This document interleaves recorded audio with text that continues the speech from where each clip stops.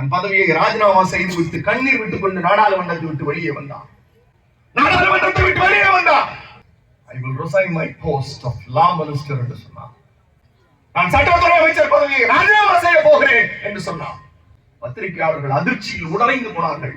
இவ்வளவு பெரிய அறிவாளி தன் பதவியை ராஜினாமா செய்ய போகிறாரே என்று கேட்டபோது அவர் சொன்னார், சாதியால் ஒடுக்கப்பட்டோர் இருக்கிறார்கள், deprived by a caste. மதத்தால் ஒடுக்கப்பட்டோர் இருக்கிறார்கள், deprived maybe the religion. பிறப்பால் ஒடுக்கப்பட்டோர் இருக்கிறார்கள், மதத்தால் ஒடுக்கப்பட்டோர், சாதியால் ஒடுக்கப்பட்டோர், இனத்தால் ஒடுக்கப்பட்டோர் இருக்கிறார்கள். ஆனால் சாதியால், மதத்தால், பிறப்பால், இனத்தால் ஒடுக்கப்பட்டோரில் ஒடுக்கப்பட்டோர் யார் என்றால் இந்தியாவில் இருக்கிற பெண்கள்.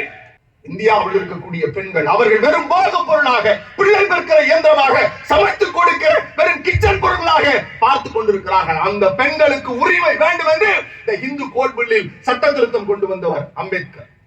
அவர் சொன்னார், வலியோடு சொன்னார், நெஞ்சுருகி சொன்னார், நான் 3 சட்ட திருத்தங்களை இந்த பெண் சமூகத்திற்கு கொண்டு வந்தேன். எந்த சாதி, எல்லா சாதி பெண்களுக்கும். 1, சொத்துரிமை, the property right. பெண்களுக்கு சொத்துரிமை அது வரைக்கும் இல்லை. 2வது, விவாகரத்து செய்து கொள்ளுகிற உரிமை.